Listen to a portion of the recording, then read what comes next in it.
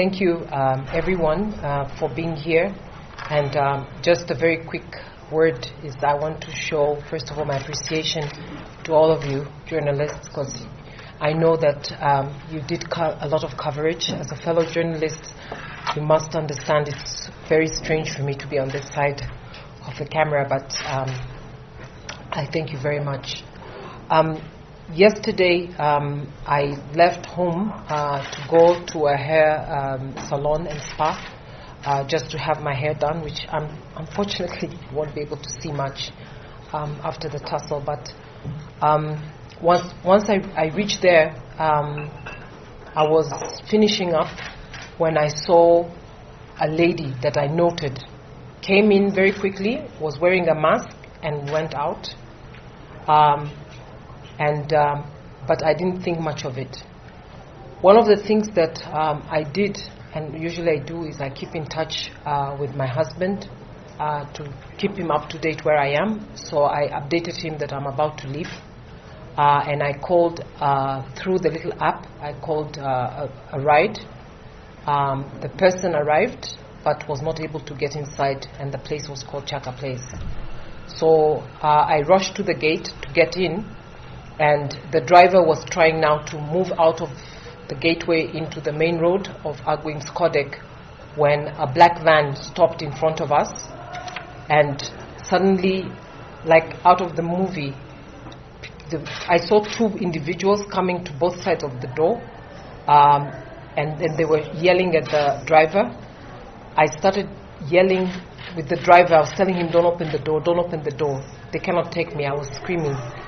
After that, they managed to open the door and they started dragging me. So one of the things I did is I was really fighting them not to be taken and put into the car.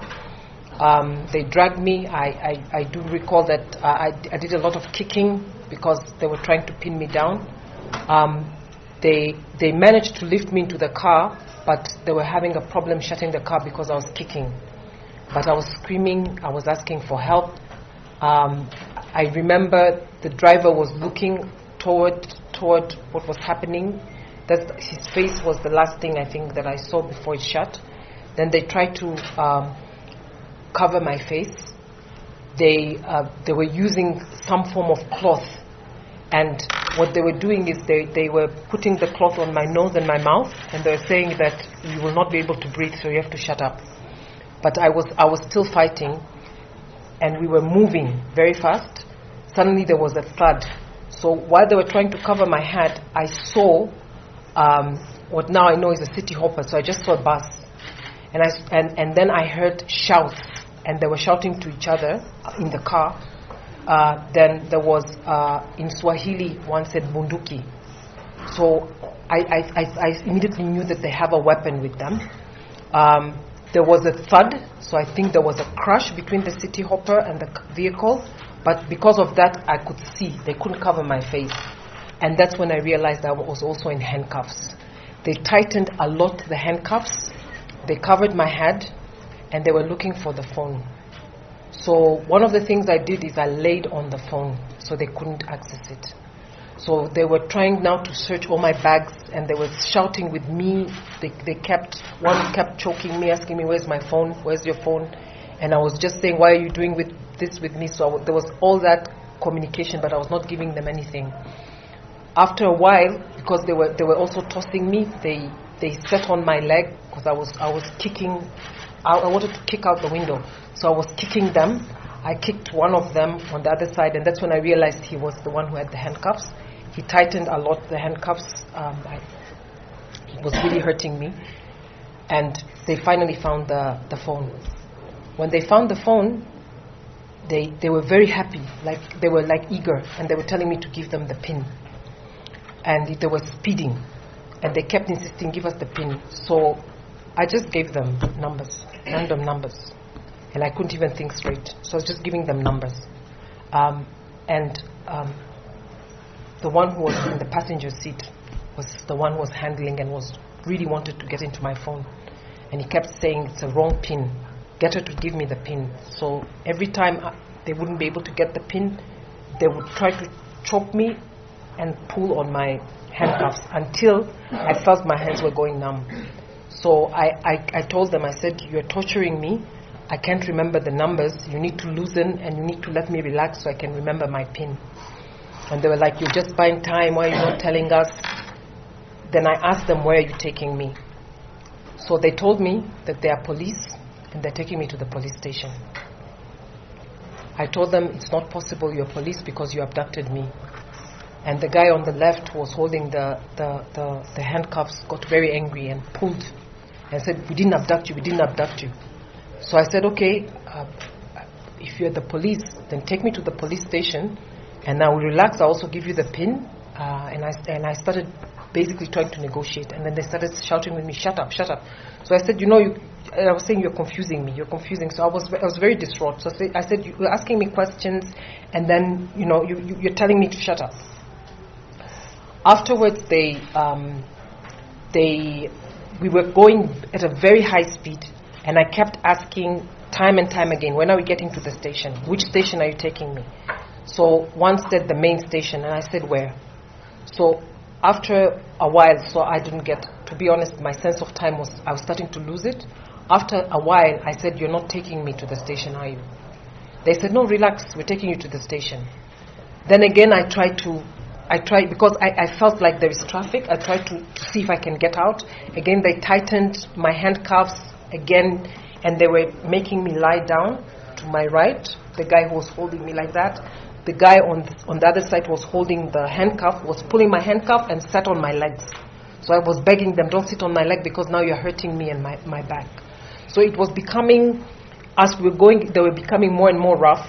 So after a while, I decided to keep a bit quiet. And I started feeling that we are going on a highway. The reason I say I know it was a highway, the bumps, there are the small bumps, and then afterwards there's a larger bump.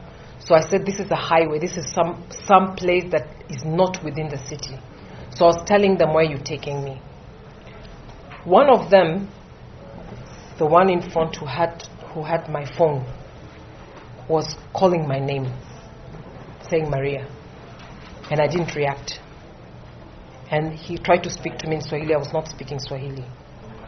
So I kept asking them, why did you take me? Then they said, can you confirm your name? But I didn't give them my name. So I said, but if you abducted me, you need to know who I am. Why did you abduct me if you don't know my name?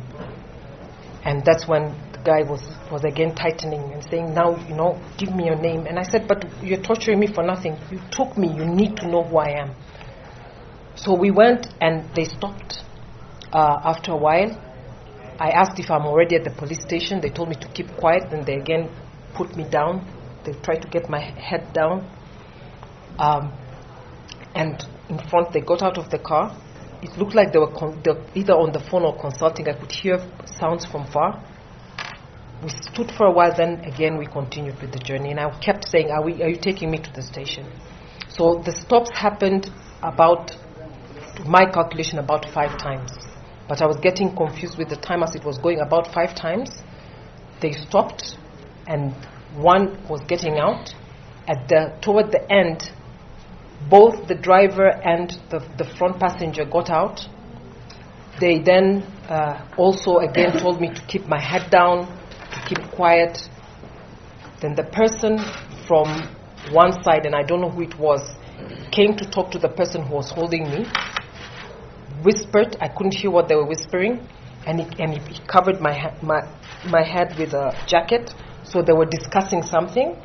And after that, I remember that we were going more, and eventually what they were saying was that they're going to release me, but I must not look back. I cannot look at the car once they remove it, and I have to wait until I hear the car disappear.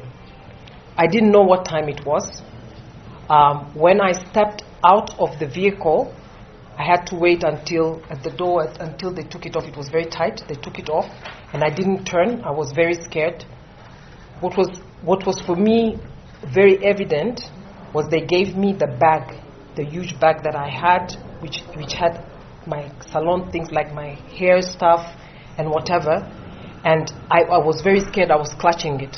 But in the struggle, I also managed to get my small wallet, which had my ID. And I was so keen to keep my ID. So they couldn't find it, but when they gave it to me later, after they had left, I realized they'd taken my phones.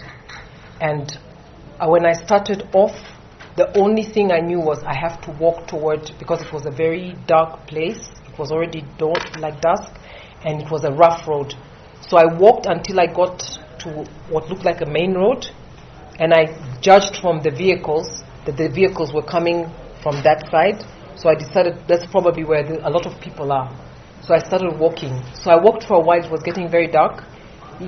There was no pavement. It was just beaten path.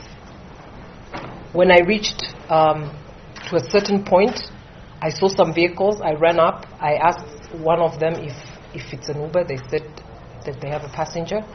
I walked furthermore, and then I just saw 2 cars parked.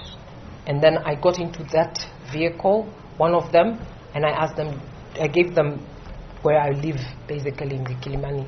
So I asked him to take me, and then I went. One of the things that I was very scared of when they dropped me is that I felt that they were watching me. So I couldn't prove it, but I felt like they let me go, but they were watching what I would do, because one of the things they said is, do not talk to anyone, but go home. And what for me was good was in that small wallet that I had Kenya shillings. It was 2,050 Kenya shillings that I had. So when I got into the Uber, I didn't have a phone. I just asked the Uber driver, how much should I give you? He said, give me 1,000. So I didn't have anything to say. I just gave him the 1,000. I got there. By then, nobody was at home. So I didn't have my phones. I managed to open my laptop. And on my laptop, I was able to make a phone call, first to my husband and then to some of the other people that I tried to reach. And then that is when Amnesty and everybody else came. And of course, then they started the arrangement for everything. I have not been able to access social media, in the sense that the first thing I did was to remove all my devices that were logged into Twitter and to some of the platforms. I am sure that part of the abduction was to get access to my devices and to get access to the activities that I do online, which include, of course, sometimes doing whistleblowing, but also doing a lot around abductions in Tanzania. So that is the first thing that I really felt that they really wanted. The other thing that I really felt was that, and I even actually commented to them, although they didn't answer, is they were taking me outside Nairobi, but they were taking me across the border. And I told them, and they asked me, why are you scared to go across the border? And they say, so you know you've done something wrong. I said, I've not done anything wrong. Then they asked me, then why are you scared to go? Why do you think that you will have trouble? I told them, it's because I'm a loudmouth. That's what I told them. So they were evading questions, but my conviction is that at least one person was constantly speaking to me in Swahili. So for me, that was one indication. The other indication was my devices was of very keen interest for that one individual to gain access to. So my conclusion at the end of the day is that this incident is straightforward, an incident that is targeting what I do for Tanzania. And definitely I feel that this could not have been the way it turned out without public pressure. One of the indications that I got was I was asked whether I have a husband. So I immediately knew that there was something that relating to my husband that they suddenly are interested. The other question that I got was, what do I do exactly? But every time I wouldn't answer, I would tell them that when you abducted me, what information did you have about me? And they really didn't like the word abduct. So they kept telling me, we did not abduct you. And I said, that what you're doing is abduction. I didn't get to see their faces. There's one of them, I know that when they were taking me, I looked into his face, but he was wearing a mask and a cap. I saw on his eyes. The others I didn't see. But I think my sense tells me that they were younger, based on the voice and the way they're young, the ones behind, and the ones in front, unfortunately, I've not been able to interact with.